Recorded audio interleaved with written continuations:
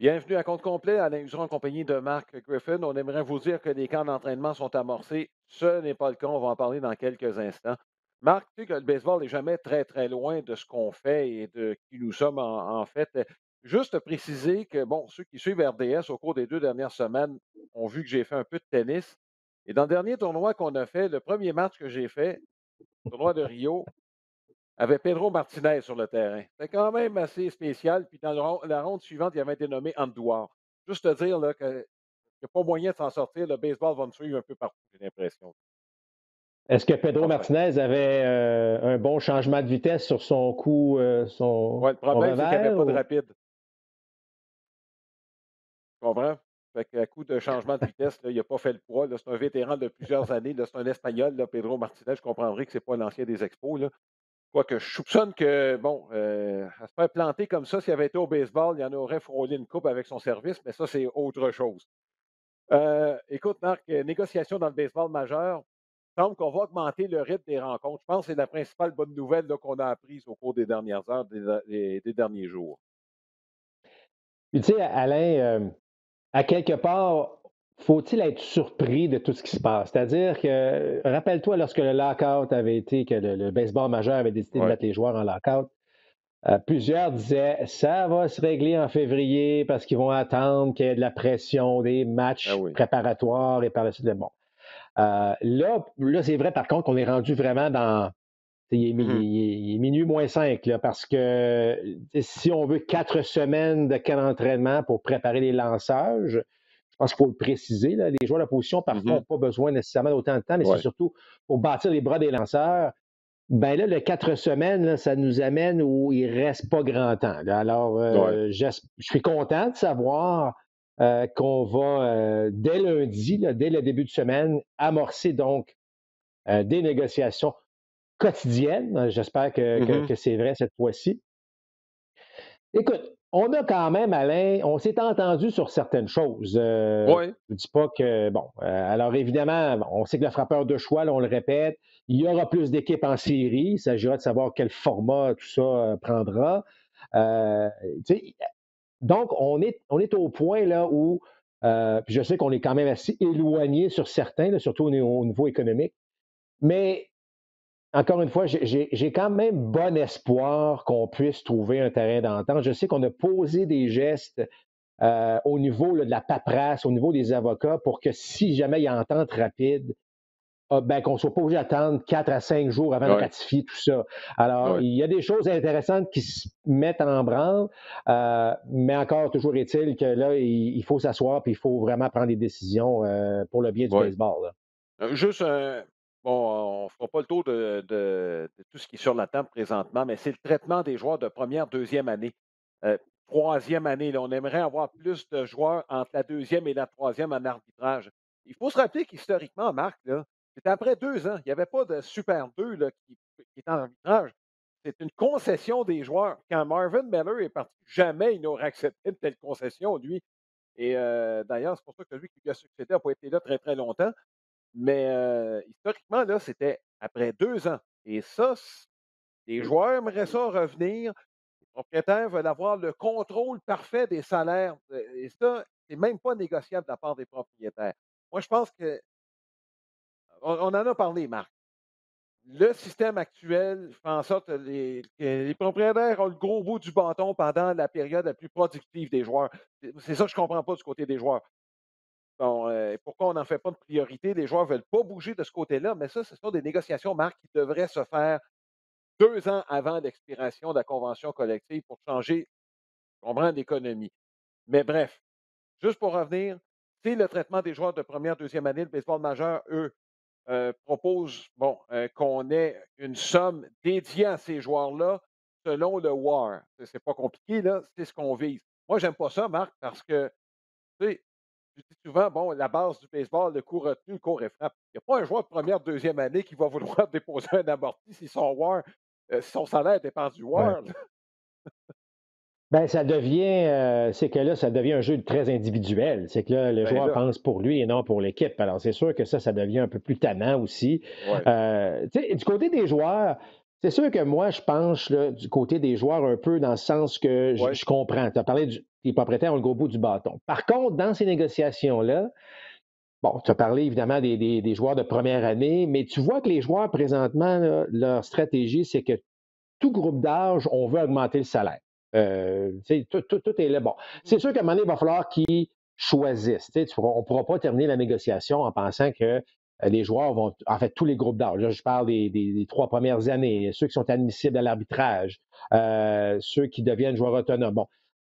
Mais à un moment donné, il va falloir que les joueurs, je ne dirais pas concèdent, là, parce qu'ils ont déjà pas mal concédé au fil du passé, mais ça reste qu'il va falloir à un moment donné choisir une catégorie de joueurs. Puis, tu sais, ce qui, parfois, qui me chatouille un peu, c'est que tu regardes les gens qui sont, surtout les joueurs, là, les joueurs très impliqués dans l'association des joueurs, ce ne sont pas des joueurs de première, deuxième, troisième année. Ce Ah sont ouais. habituellement des vétérans qui ont fait leur argent. Ouais. Donc, on tire la couverte jusqu'à où? C'est-à-dire que, est-ce qu'on veut vraiment que les joueurs de première, deuxième, troisième année qui connaissent du succès, est-ce que c'est là qu'on veut que ça fonctionne ou Euh, c'est dur de savoir dans quelle direction tout ça s'en va. Puis les propriétaires le savent. Ils le savent qu'à un moment donné, Mhm. on pourra pas avoir gain de cause dans tout. Donc, qui va céder où et à quel moment, c'est ça qui va déterminer, là, Ouais. enfin, je l'espère, l'issue de ce conflit-là. Là.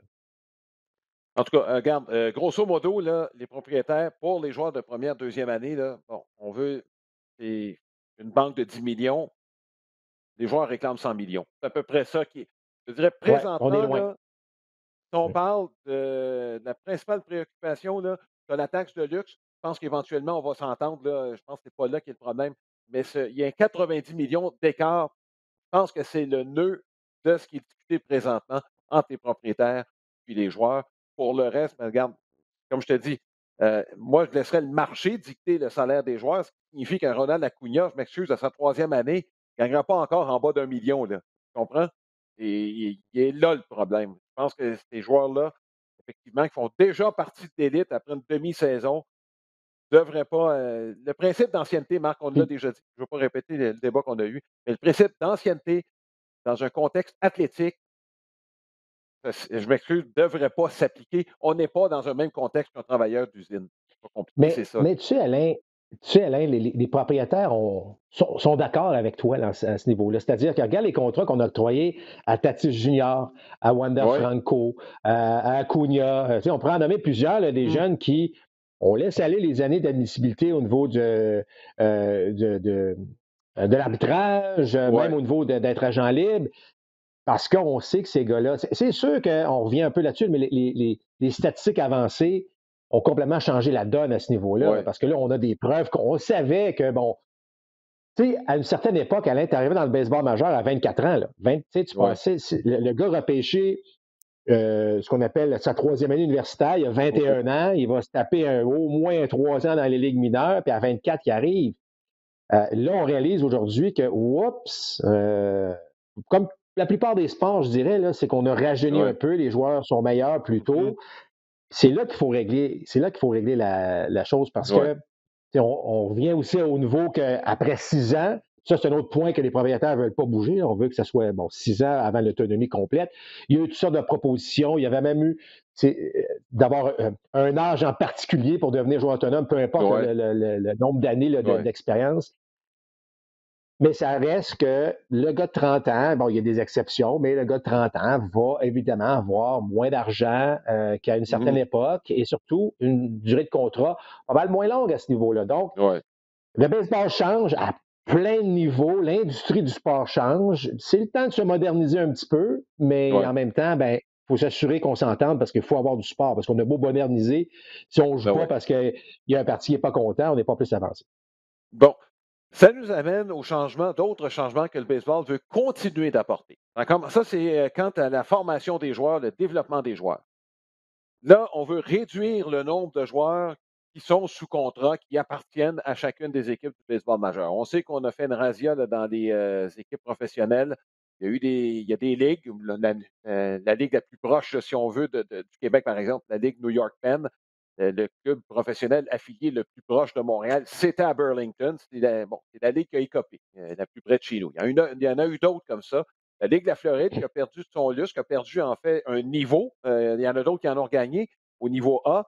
Et la Ligue de la Floride, par exemple, n'est plus une ligue de haut fort, une ligue de développement maintenant. Toujours est-il qu'on veut réduire le nombre de joueurs. On s'y oppose du côté du baseball majeur, mais de l'association des joueurs, c'est-à-dire même si on n'a pas grand-chose à dire là-dessus parce qu'on ne les représente pas. Ça peut-être temps qu'on y revienne. Mais toujours est-il, moi, je veux t'entendre, Marc, tu as vécu ces 6 ans là, que tu as été dans le baseball mineur. Bon, tu as vécu ce que ça prenait.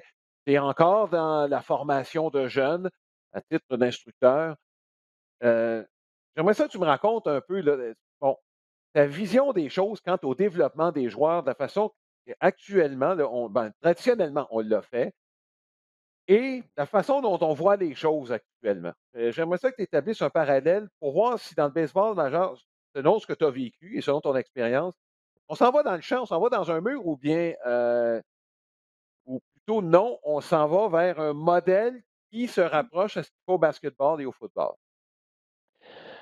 Écoute, Alain, c'est sûr, j'aime pas comparer aux autres sports parce que tu sais, le baseball est différent à bien des égards. Mais Mhm. je comprends. OK, m'en faire l'avocat du diable, là, puis bon, du côté des propriétaires, où je peux comprendre, c'est que, bon, ça fait beaucoup de joueurs à gérer.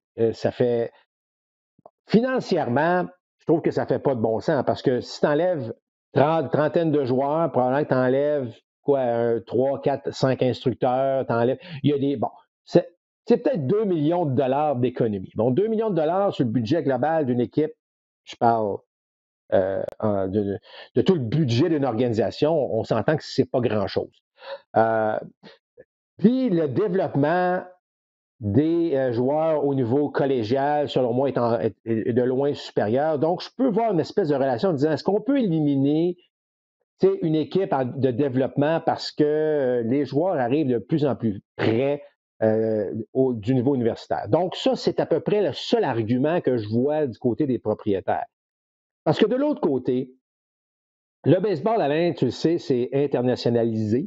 Mhm. Beaucoup de joueurs, encore une fois, qui proviennent soit de la République, du Venezuela, on a vu des joueurs du Nicaragua, on a vu des joueurs de la Colombie, l'Asie, évidemment, de plus en plus. Il y a certains joueurs de l'Europe. Tout ça pour dire que juste d'être signé au niveau professionnel, c'est un exploit en soi, selon moi. Puis là, ben, tu as un développement à faire. Puis c'est sûr que sur les 150 joueurs que tu tentes de développer pour ton équipe majeure, c'est sûr qu'il n'y en aura pas 125 qui vont faire le baseball majeur. Là, je comprends qu'il y en a, mais à un moment donné, il faut que tu trouves le moyen de développer ces joueurs-là. Mais le point le plus important, selon moi, c'est quel sport, parce que le sport, le baseball professionnel mineur, là, tu t'en vas dans les racines des gens, tu t'en vas les prendre dans leur village, dans Ouais. leur. Tu comprends ce que je veux dire? C'est que là, le sport de chacune, tu sais, de Great Falls, Montana, là, quand les Dodgers arrivaient là, c'était la Ligue recrue. Les joueurs étaient des vedettes. La ville tournait autour de ces matchs-là durant l'été. C'était le happening à tous les soirs qu'il y avait des matchs. Mais ça se passe un peu partout. Puis, je, pour utiliser une expression populaire dans le sport, là, pour promoter ton sport, là, Ouais. y a-t-il une meilleure façon de le faire? C'est d'aller montrer ton sport à travers ça. Puis, donc, le marketing, le développement, appelle-le comme tu veux, là, mais je trouve ça épouvantable de ne plus vouloir contrôler ton produit, le donner à quelqu'un d'autre pour une fraction du prix. Ouais. C'est là que, Alain, que j'ai un peu de misère à comprendre les raisons qui sont derrière. C'est parce que tu engages 3 coachs de plus puis qui te coûtent. Tu sais, ça a pas. Tu sais, je Bon. trouve que là, c'est là, moi, que tu sais, que je suis pas d'accord. Ouais. Est-ce qu'on a besoin de. Tu sais, les contrats sont faits, Alain, le baseball professionnel est fait contractuellement, puis c'est fait au niveau bon, de la logique, là, c'est que tu as 6 ans pour nous prouver que tu es capable de le rendre dans le baseball majeur. C'est un Mhm. peu le principe. Tu arrives Ouais. un recrue, tu montes un moyen, A fort, 2A, 3A, puis on espère que tu atteins les ligues majeures. Puis après 6 ans, tu peux devenir joueur autonome parce que là, c'est après 6 ans. Bon, tout est fait en fonction de ça. Donc, donner la chance aux joueurs de montrer ce qu'ils savent faire, puis encore une fois, je le dis, là, à faible coût là, en rapport avec un budget global d'une Ouais. organisation, mais qu'en plus est capable d'aller rejoindre à peu près tout le monde aux États-Unis, certes, là, un peu au Canada, évidemment, là, mais pour que ce sport-là puisse grandir, puis que tu puisses aimer Ouais. le sport, puis que tu puisses éventuellement regarder. Alors, c'est comme si, OK, ben là, on joue trop au baseball, là, on va enlever des équipes. Tu sais, ça n'a pas de bon sens, selon moi. Ouais, je comprends absolument ce que tu dis. Écoute, là, c'est d'assurer une présence dans des communautés pour qui c'est la grosse affaire, là, l'équipe de baseball. Ah, puis Donc, tout ça, de ces dès que les gens-là pionniers. ils vont Ouais, suivre. Tu sais, tu peux ouais, suivre un joueur, tu sais, je veux dire, ça parle de baseball. Donc, ce ne soit ouais, pas nécessairement du baseball majeur, mais ça parle de baseball. C'est ce que tu veux. Tu veux que ton ouais. sport rayonne partout. Ben, c'est sûr. Mais écoute, tu sais, Great Falls, Pedro Martinez est passé par là. Je te garantis que quand il a été élu au Temple de la Renommée, Great Falls, je te garantis qu'on a souligné le fait qu'il est passé là. Convaincu. Oui. Ce que j'ai vu, Marc, un petit peu par rapport à tous ces changements-là, il y a 2 aspects. Un, c'est c'est que le baseball majeur ne veut pas modifier sa façon de faire, tu sais, bon, sa structure économique. Autrement dit, on a un budget déjà prévu pour le baseball mineur. On ne veut pas le changer, ce budget-là, mais on veut augmenter le salaire des joueurs qui y sont. Donc, en ayant moins de joueurs, ça augmente le salaire moyen. Écoute, regarde, on pourrait décider d'allouer moins d'argent dans un autre. Bon, bon, ce que j'ai lu, semble-t-il, c'est la mentalité dans le baseball majeur. On veut que l'argent principalement soit au niveau majeur. Ça, c'est un point.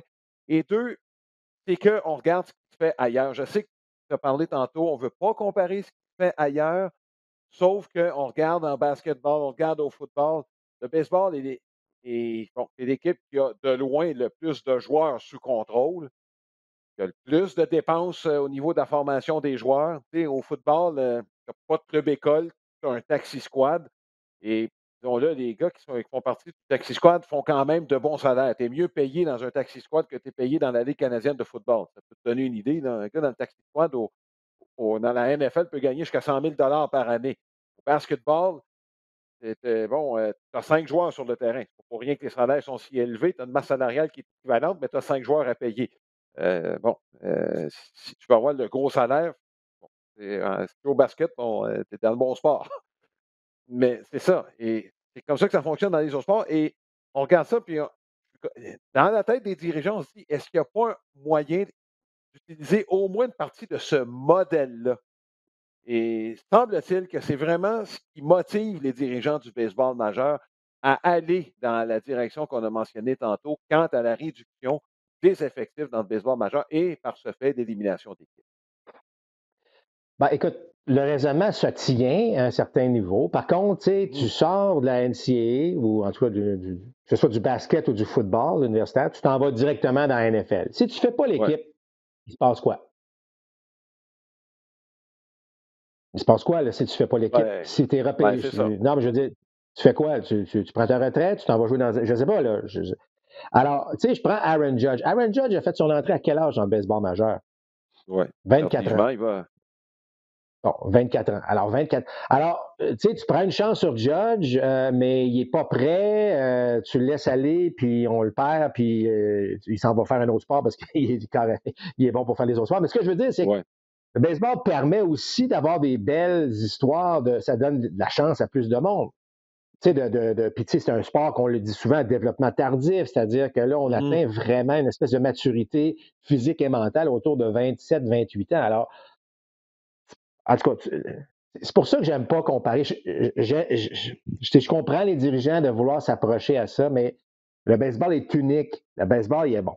Techniquement, il n'y a pas de cadran. Là. Peut-être qu'il va en avoir un jour, mais en ce moment, il n'y a pas de cadran. C'est un sport très différent. Il y a pas, c'est pas une zone à l'est, puis une zone à l'ouest, puis le premier qui marque un but dans un temps déterminé qui gagne. C'est pas ça. On est complètement ailleurs dans le baseball. C'est un autre sport, c'est une autre façon de penser. J'ose espérer qu'on va regarder cette manière de faire là. Puis je me répète peut-être, mais Ouais. le fait de promouvoir donc tes équipes à Mmh mh. travers à peu près partout, ça a une valeur. Mmh. Ça a une valeur. Bon. Maintenant, est-ce que ça peut être un hybride en disant ben, on va en enlever encore une trentaine, on va garrocher ça encore une fois dans les mains des équipes indépendantes, puis là, ils vont dire Ah ben, le ben oui. baseball va quand même pouvoir se développer. C'est bien, Ouais. mais ça reste que tu t'enlèves quand même le contrôle de ton produit d'une façon. Ouais. Puis ce que je dis, c'est que c'est pas un prix très élevé. Si tu me dis là, qu'on enlève 30 joueurs ou on enlève deux équipes, il y a des économies de 25-30 millions pour les Pirates de Pittsburgh, je te dirais, OK, ben là, ça commence à. Moi, c'est de Oui, l'argent, là. Tu sais, ça commence à être un. Mais on n'est pas là. Fait que c'est pour ça que oui. c'est un dossier mais qui semble, en tout cas, chez les propriétaires, vouloir faire des changements plus tôt que tard à ce niveau-là. Là. Ouais, j'écoute, moi, j'ai l'impression qu'on veut effectivement copier un peu ce qui se fait dans les autres sports, malgré les comparaisons peuvent être boiteuses. Et là, je fais encore référence à ton expérience. Marc, tu as vécu ce que c'était être dirigé au niveau professionnel. Tu as vu des gens être dirigés au niveau universitaire. Est-ce que le niveau de formation peut être le même bon, que tu passes par un ou l'autre? Est-ce que ça se compare? Au niveau professionnel, on ne fait que ça. Ça, c'est l'avantage. Tu as quand même des programmes importants universitaires, là. Est-ce qu'on peut compenser, autrement dit? Est-ce qu'il y a un équivalent, même s'il y a un avantage à aller à l'université, là? Je peux quand même le concevoir, là. Non, non, c'est clair. Mais si on passe strictement baseball, les Ouais, programmes américains, tu sais, c'est drôle, Alain, parce que là, on vit présentement là, le baseball professionnel. Bon, majeur, on est en lockout. Mineur, on s'en va au camp d'entraînement, mais on ne sait pas trop parce que, bon, il y a un lockout. Tu sais, il y a une espèce de nuage noir sur le baseball professionnel actuellement. Tandis que le baseball collégial, c'est tout l'inverse. Là, en ce moment, les programmes sont extraordinaires. D'ailleurs, présentement, les programmes universitaires ont une belle visibilité, compte tenu que c'est le seul oui, baseball qui joue. oui, Et là, on réalise à quel point c'est extraordinaire. On a, écoute, la plupart, là, pas tous, mais la plupart des universités ont de nouveaux terrains. On a enfin mis de l'argent pour le baseball, pour les infrastructures. Si les gens regardent des matchs de la NCAA, là, écoute, c'est fantastique. Euh, je dirais là, qu'il y a un enthousiasme flagrant au niveau du baseball universitaire en ce moment. Puis c'est dû par deux choses. Un, la qualité des joueurs, évidemment, mais deux, c'est la qualité de l'enseignement qu'on retrouve.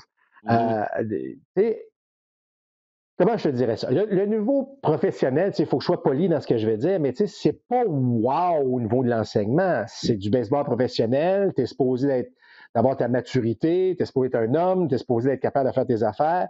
On t'est laissé pas mal à toi-même, c'est ce que je veux dire. Là. ah ouais, Donc, c'est bien, mais c'est ce que les gens à l'université, surtout ceux qui arrivent dans de grosses universités, arrivent dans ouais, le baseball professionnel, il peut y avoir un choc, puis le choc n'est pas nécessairement positif, dans le sens que là, tu arrives à OK. des facilités incroyables, des facilités d'entraînement tout à fait exceptionnelles, puis tu arrives dans le A moyen, à Yakima, dans l'État de Washington, là, c'est pas le grand luxe, là. Mais il faut que tu joues à la balle. Donc, au niveau baseball, le baseball universitaire n'a rien à envier au baseball professionnel. C'est sûr qu'une fois que tu as un uniforme du baseball professionnel, bon, tes chances d'accéder un peu plus haut sont toujours meilleures. Mais je ne peux pas dire, moi, que l'enseignement, quand je suis arrivé dans le baseball professionnel, me dire que là, l'enseignement était au-delà de ce que je pensais. Non, pas du tout. Ah ouais. C'est bien, c'était très bien, euh, Mhm, mais le joueur doit progresser avec l'aide, évidemment, de certains instructeurs, mais tu es là pour gagner. Tu es là ouais, pour. Puis même au niveau A, là, le gérant qui est au niveau A, Alain, là, ouais, oui, il veut développer ses joueurs, mais lui aussi, il veut monter dans le 2A. Comme l'arbitre, il veut monter dans le 2A. Fait que l'arbitre va être tenté d'être le meilleur possible. Le gérant, pour être le meilleur possible, ben, il va gagner. Donc, ses décisions avant un match vont être prises souvent pour mhm, gagner le match. Bon, c'est sûr que c'est un choix de première ronde dans ah ton ouais. équipe qui frappe pour 0,30, il va jouer pareil. Là. Mais alors, tout ça fait en sorte que il n'y a pas une énorme différence à ce niveau-là, au niveau de l'enseignement baseball. Puis d'ailleurs, c'est pour cette raison qu'on retrouve de plus en plus de joueurs dans le baseball majeur, plus jeunes, qui ont été dans des programmes universitaires solides, qui passent 1 an et demi, 2 ans seulement dans la Ligue mineure, contrairement à 4 ans il y a une quinzaine d'années. Là. Ouais, effectivement. Bon, regarde, moi, j'ai l'impression en tout cas, c'est un retournement parce que rappelle-toi, il y a une quinzaine d'années, là, 15-20 ans, c'était pas rose, là, dans la NCAA. Il y avait plusieurs programmes, en fait, universités qui avaient décidé de délaisser leur programme de baseball. Il y avait de sérieuses inquiétudes quant à l'avenir du baseball universitaire, alors que là, ben, évidemment, en raison des décisions du baseball majeur, peut-être en train de voir là, un renversement de situation. Marc, 2 autres sujets. On va revenir au baseball universitaire pour terminer, mais rapidement, bon, le dossier Tyler Skaggs, bon, il y a un employé de l'équipe là, qui a été condamné là, pour lui avoir fourni les substances qui ont fait en sorte que Skaggs, éventuellement, ce qui a mené à son décès. Matt Harvey, témoigné, puis, a fourni certaines substances qui font en sorte que si lui il a un contrat, pourrait commencer par une suspension. Euh, c'est encore courant, hein, l'utilisation de substances probablement créées par cette pression de garder sa place dans ce qui est une jungle. Je pense que tant et aussi longtemps que ça va être compétitif de la sorte, les tentations vont être là, Marc. Je ne vois pas comment ça va être différent dans 20 ans. C'est dommage à dire, là, mais ça va être. Tu ne peux pas faire abstraction de la volonté de quelqu'un de vouloir s'améliorer dans un contexte ultra compétitif, même en prenant des détours. Écoute, c'est tellement une histoire triste, hein, parce que là, Oui, ça s'est terminé malheureusement par un décès d'un joueur très populaire, Tyler Skaggs. Puis si ça arrive chez les Angels, là, c'est pas parce que ça arrive, tu sais, ça arrive pas nulle part oui, ailleurs. Là. oui, Tu sais, puis je veux pas faire comparer ça, mais c'est comme le scandale des signaux volés des Astros. Là. Les Astros se oui, sont fait prendre, mais on s'entend que ça s'est passé dans d'autres équipes aussi. C'est ça qui est oui. malheureux. Alors oui, tu as raison. Écoute, moi, moi, quand j'ai lu le livre d'Éric Gagné, puis je dis pas que tu comprends mieux pourquoi, mais Mhm, tu sais, la pression la pression de vouloir plaire à tes coéquipiers, à ton organisation qui te paye très cher, ou tu es, à la veille d'avoir un contrat. Tu sais, il y a de situations qui font en sorte que ça devient tentant. Je ne vous dis pas que c'est bon, là, mais je vous dis que placez-vous parfois mhm. dans ces situations-là. Tu sais, c'est de plus en plus surveillé, mais il y a toujours un petit craque entre les deux chaises qui fait qu'il y a quelque chose qui passe. Et, écoute, j'espère que ça va encore une fois. Bon, je ne dirais pas sonner le réveil parce que ça a sonné depuis un petit bout de temps, là, mais tu sais, qu'on fasse encore plus attention, qu'on trouve le moyen de. Mais Ouais. je peux comprendre, Alain, Oui, malheureusement, là, oui. j'aime pas ça dire ça, mais je peux Ben oui. comprendre. Tu sais, puis plusieurs années plus tard, je peux encore une fois vous dire que si quelqu'un d'influent était venu me voir, moi, personnellement, puis me dire écoute, Marc, tout ce qui te manque, c'était peut-être un petit peu de pop, là, qu'on appelle, un petit peu de puissance. Essaye donc ça. C'est pas illégal, parce qu'à l'époque, à mon époque, c'était pas illégal. C'est pas illégal. Essaye ça. Sans trop savoir ce que ça allait faire à ton corps, je peux Ouais. honnêtement pas dire aujourd'hui que j'aurais dit non, non, non, non, non. J'aurais peut-être dit non, mais je l'aurais considéré, je suis convaincu, Ouais, parce ouais. que tu es rendu à 23, tu approches 24 ans, tu veux, tu sais, faut que tu fasses ton petit bout de chemin là, pour monter. Ouais. Tout ça pour dire que c'est extrêmement triste. Puis dans ces cas-là, souvent, les gens qui sont condamnés, ben, tu sais, ils voulaient, je dirais pas qu'ils voulaient bien faire, mais en quelque part, ben, tu sais, ils se sont fait prendre dans une situation épouvantable. Alors, malheureusement, c'est arrivé encore au baseball. Ça arrive dans d'autres sports aussi, là, mais Ouais. ce sont des sujets qui reviennent trop souvent, mais qui malheureusement sont inévitables, selon moi, dans la situation dans laquelle souvent les athlètes se retrouvent. Ouais, écoute, ouais, c'est comme je dis, dans un milieu qui est hyper compétitif, très difficile là, bon, je dirais là, d'empêcher quiconque de vouloir s'améliorer aux dépens même de sa santé à Mais quelque part. il faut faire attention, Alain, c'est pas toujours de s'améliorer, c'est de se sentir bien. Il y a Ouais, une différence des fois, tu comprends? C'est que il y a des substances qui te permettent effectivement d'être plus fort physiquement parce que tu t'entraînes plus. Bon, puis on connaît la règle de ça, mais il y a aussi des joueurs qui, tu sais, l'anxiété, contrôler tes ah ouais. émotions, Bien bon, dormir. alors, bien dormir, être en forme, effectivement. Donc, il y a tout ça là, c'est pas Non. juste de te sortir, de lancer plus fort ou frapper plus loin que Ouais. l'autre. C'est d'être juste Mhm. confortable sur un monticule, par exemple, dans le cas de Tyler Ouais. Skaggs. Alors, c'est Ouais. pas évident. C'est pas évident. Bon, dernier sujet, Marc, tu as porté à mon attention quelque chose d'intéressant en ce qui concerne l'utilisation de la technologie au niveau universitaire et ça implique Vanderbilt. Précurseur dans plusieurs aspects du développement des joueurs. Vanderbilt, juste dire comme ça que c'est pas une université de deuxième ordre là, en baseball. Mm. par Baseball America sont classés deuxième bon, avant que la saison commence. Donc, on va probablement, il y a des bonnes chances qu'on les voit dans la série mondiale universitaire au mois de juin. Vanderbilt, il y a quelques années, a commencé à s'installer un écran géant dans lequel, en 3 dimensions, dans lequel un frappeur peut s'installer et peut simuler, voir ce qui sort de la main d'un lanceur. Autrement dit, on a réussi là donc on n'est jamais pris par surprise. Ça a beau venir à 100 000 à l'heure, Marc, quand on arrive dans le rectangle, on est capable, même si c'est un nouveau lanceur, oups, on a une certaine familiarité. Pas qu'on ne sait pas y lancer. Et là, ça va encore plus loin. Là, Marc, les lanceurs, bon, c'est de plus en plus fréquent, on le sait, le deuxième, bon, le département statistique, de plus en plus son mot à dire sur ce qui se passe sur le terrain. Et là, tout le monde sur le terrain va savoir ce que le lanceur va lancer. Et là, ça va venir, pas du receveur nécessairement, mais ça vient du banc. Je sais que tu m'as déjà parlé, Marc, bon, quand tu jouais, c'est le receveur puis le lanceur que ça se décide entre ces là, mais ça va déjà commencer à changer. Euh, bon, je dirais pas que c'est des robots, parce que c'est pas des robots qui jouent, pas encore, mais ça te chatouille un peu, là. Ouais. Ben, en fait, il y a deux, trois éléments là-dedans. Bon, alors, ce qui se passe, c'est que moi, lorsque j'étais voltigeur de centre, Alain, j'ai été chanceux parce que je pouvais Ben oui, voir les signaux de mon receveur. Le champ gauche puis le champ droit, ils ne peuvent pas. Fait que c'était à moi.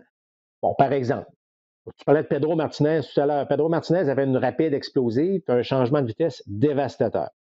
Donc, si il y avait un frappeur gaucher et je savais que c'est une balle rapide qui s'en vient, 9,5 fois sur 10, le frappeur va être en retard. Donc là, je pouvais juste dire à mon champ gauche, tiens-toi prêt. Je vais juste dire ça. Tu sais, je ne disais pas cours, change de position parce que tout le monde verrait avec des champs. Mais tiens-toi prêt. À l'inverse, lorsqu'il y avait un changement de vitesse, je disais à mon champ droit, sur un frappeur gaucher, tiens-toi prêt. Parce que là, il peut être bien en avance, puis venir bon. Alors, j'avais ce luxe. Là, Vanderbilt, ce qu'ils ont décidé de faire, c'est que tout le monde a une petite montre, un petit bracelet électronique. Le gérant ou l'instructeur des lanceurs décide malheureusement de chaque lancer. Fait que ça, c'est l'autre point qu'on va revenir après.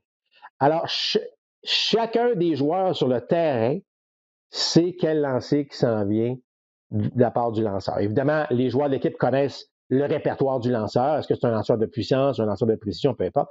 Alors, les joueurs savent tous en temps réel, donc il n'y a pas de perte de temps, il n'y a pas un voltigeur qui dit fais attention, la communication est directe.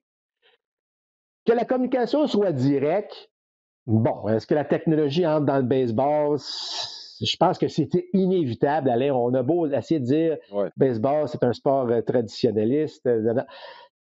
Ça va arriver. Ça, c'est des choses. Puis là, il pourrait y avoir des vols de signaux si quelqu'un réussit à infiltrer les bracelets, mais ça, c'est une autre histoire. Ce que, ce que j'aime On un va peu embaucher des moins, hackers, c'est ça que tu es en train de dire, là? ce que j'aime un peu moins dans ce cas-ci, c'est que je trouve qu'à l'université, rendu dans la division 1, un programme comme Vanderbilt, je m'explique mal encore que le lanceur ne peut pas décider de ses lancers. Tu as parlé tantôt de robots, là.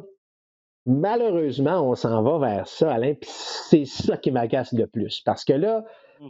non seulement le lanceur, il est là, il ne peut même plus décider quel lancer. Le receveur, qui, lui, était tellement bon à guider ses lanceurs, à connaître les frappeurs adverses, là, on ne les met pas dans des situations d'apprentissage. Tu comprends ce que je veux dire? Alors là, Mmh. on va arriver dans le baseball professionnel, puis là, c'est là que ça se joue un petit peu, ça se garde. Est-ce que le lanceur est capable d'imiter les choix de tir de son gérant à un certain moment donné? Tu sais, la liberté d'exceller, la liberté de choisir.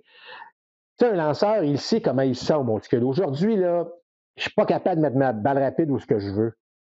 Alors, tu sais, mais les statistiques disent, ouais, mais là, il faut que tu lances une balle rapide, là, parce que là, Ouais. c'est là que tu as du succès. C'est la seule chose que je trouve de valeur. L'aspect électronique, Alain, regarde, on est en 2022, là. À un moment donné, là, faut se dire, regarde, ça va faire partie du sport professionnel. On n'a pas fini d'évoluer à ce niveau-là. Puis, est-ce que ça peut accélérer? est-ce que ça peut accélérer le fait qu'un lanceur dise non, oui, peut-être, je retire son pied de la plaque parce que c'est trop long, je reviens? Est-ce qu'on peut avoir une communication? Je ne sais pas. J'imagine que ça s'en vient là, aussi vite même que l'arbitre électronique ou la zone de prise électronique. Oui. Bon, alors tout ça pour dire que c'est l'évolution, l'électronique, les statistiques avancées, on peut juste plus l'éviter. C'est là, Oui. ça modernise le sport. Est-ce que c'est bon ou non? On pourrait en débattre encore, mais Oui. ça va venir faire partie du sport encore plus, même si le baseball, encore une fois, est Mhm. un sport qui a semblé vouloir éviter ça le plus longtemps possible. Mhm.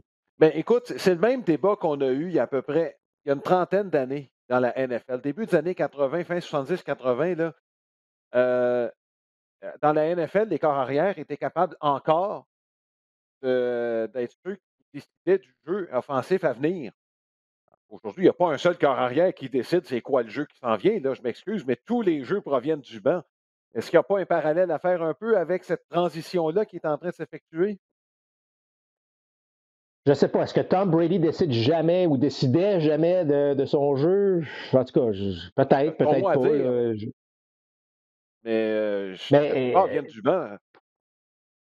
écoute, fort possible, ben comme, écoute, regarde Alain, depuis, on va dire une dizaine d'années, une douzaine d'années, tu me corrigeras, où que le gérant se Oui. fait juste écrire, là, il se fait dire c'est qui la formation partante, parce qu'en haut, on l'a décidé. Donc, Oui. tu sais, ça évolue, puis c'est comme ça, les décisions sont prises différemment. Est-ce que le sport est meilleur pour ça? Oui. Je sais pas. Moi, j'écoute encore à la chaîne MLB Network là, des matchs des années 80 et 90. Puis je trouve ça le fun. Je trouve ça Oui. vraiment. Tu sais, je peux pas dire que le baseball est rendu bien meilleur. Les athlètes sont meilleurs. Est-ce que le Mhm. spectacle est encore meilleur? C'est bon, tu sais. Moi, je suis un fan, là. Fait que Oui, bon, oui. je suis un fan. Oui. Mais je sais pas. Est-ce que tout ça a permis que le baseball est maintenant ailleurs? Non. Selon Mhm. moi, non. Oui. Est-ce que ça se Oui. modernise? Oui. Mais Oui. un bon match de baseball des années 70 ou des années 80 ou des années 2000, ça reste un bon match de baseball, point. Oui, oui. Et juste revenir que, bon, le fait que les gérants aient leur mot à dire, là, ça va plus loin que le gérant. Je me rappelle Gary Carter, quand il a fait son deuxième séjour avec les Expos, il est arrivé, lui, puis Philippe, qui disait qu'il s'en venait là, comme lancer. Il est arrivé, puis Carter, il dit, moi, j'ai toujours été celui qui commandait les tirs. J'arrive à Montréal, puis c'est Philippe qui mène. Il n'était pas dans la même réalité du tout, là. Donc, c'était commencé, puis Philippe, c'était pas l'exception, là. Ben, Philippe, en fait, choisissait. Il y avait certains joueurs avec lesquels il décidait et certains Mhm. autres avec lesquels il laissait aller. Et Philippe avait Mhm. cette grande capacité, cette grande qualité, je dirais, là, tu sais, de Ouais, dire quoi dire à quelqu'un puis qui ne disait pas nécessairement à l'autre. Tu sais, ouais. Larry Walker, là, c'est pas le gars le plus, je dirais comment, le plus sérieux tu sais, à Ben ouais. l'extérieur du terrain. Mais Philippe, il dit, gars, moi, quand il se présente dans les deux lignes blanches, il joue. Par contre, lorsqu'un Mhm. jeune joueur qui arrive, Orlando Cabrera, là, pour un exemple, Ouais, là, ouais. il va dire, regarde, tu vas te placer là, tu vas te faire ci, tu vas faire ça. Donc, il était capable de s'adapter à ça, ce qui a rendu Philippe, je pense, très, très bon à ces mots-là. Mais effectivement, Carter, au moment où il a commencé sa carrière et il l'a terminé, le Mhm. baseball avait déjà changé à ce niveau-là. Ouais, Je ne sais ouais, pas, je suis toujours peut-être je suis vieux jeu, Alain, mais j'aime donner la responsabilité aux joueurs de ouais. faire leur travail, tu sais, je veux dire, je m'imagine pas Greg Maddox au monticule, puis on lui dit quoi lancer. Tu sais, dans ma tête, ça marche pas, ça. Alors, c'est sûr que le baseball moderne, encore une fois, est différent, mais je trouve que je trouve qu'on donne trop de responsabilités aux gérants à ce moment-là. Tu sais, laissons Ouais. un peu libre cours aux joueurs, mais ça, c'est une opinion personnelle. Ouais, ben, j'ai tendance à être d'accord. Je ne sais pas quel est en tout cas, où on va trouver, bon, je dirais le meilleur compromis entre les 2. Le niveau de préparation, là, bon, ce qui se fait en dehors du moment où ça se joue m'importe peu. Mais effectivement, on enlève tous les bidules électroniques qui sont sur le terrain et je te dirais même les interactions entre instructeurs et joueurs pendant que ça joue. J'irais pratiquement jusque-là en ce qui me concerne. Mais comme ça, à ce moment-là, oui, c'est les joueurs qui décideraient de ce qui se passe sur le terrain. C'est encore le cas, là. Je veux dire, c'est eux qui ont le bâton et la balle dans les mains. Sauf que j'aimerais ça effectivement que ça se passe entre joueurs comme tel. Sachant fort bien qu'au cours des prochaines années, bon, la technologie qui prend déjà pas mal de place va peut-être en prendre encore plus. Marc, j'espère que la prochaine fois qu'on va se parler, hop, au camp d'entraînement, je sais qu'en J'ai Arizona, confiance, Alain. moi aussi. Et tu sais qu'en Arizona, sur le plan économique, on a très hâte que ça se règle, hein. En Floride, un peu moins parce qu'il y a du monde qui va se rendre en Floride. En Arizona, là, la Ligue des cactus, là, on a hâte que ça prenne. Il y a des petites villes là-bas, là. Qui, Ben, tu sais, Alain, je dis pas qu'il en arrache, là, mais il y a un manque à gagner sérieux là-bas, là. ben, écoute, tu fais très, très bien de le mentionner, Alain, parce que ça fait partie de. Tu sais, tout Oui, ce qui se passe avec ce fameux lockout-là, là, c'est que ça touche pas juste les gars qui sont sur la liste des 40 joueurs, des 30 équipes, là, ça oui, touche des communautés. Imagine-toi les gens qui pourraient être sans emploi si jamais il n'y a pas de début de saison. oui, On parle de milliers là, de personnes. Tu sais, puis l'économie du baseball, bon, ça gère beaucoup d'économies, tu t'en parles. Donc, tu sais, juste en terminant, tu as vu hein, que le baseball majeur avait mis un communiqué disant, ben là, lorsqu'on a annoncé oui, qu'on allait éliminer, en fait, les premiers matchs de camp d'entraînement, on dit, ben oui, écoutez, vu qu'on n'a pas encore d'entente et le lockout, et oui, l'association des joueurs qui répond, un instant, là, c'est vous qui nous avez mis en lockout. Nous, on est prêts à aller sur les terrains et continuer à oui, négocier, mais c'est de votre faute. Alors, tu sais, je sais que c'est pas rose entre les deux, mais je suis pas mal convaincu que le gros oui, bon sens va faire surface à ce oui. niveau-là. Le fait qu'on a augmenté la cadence des rencontres, là, va probablement faire en sorte là, que, en tout cas, je croise les doigts, là, mais Ouais. j'ai confiance moi aussi là, que la prochaine fois qu'on va se parler, il y aura des joueurs sur le terrain. Ben, d'ici là, Marc, porte-toi bien et on espère qu'on va parler de baseball et bon, des prédictions peut-être de la saison à venir lorsqu'on vous reverra à compte complet. Salut tout le monde, à bientôt.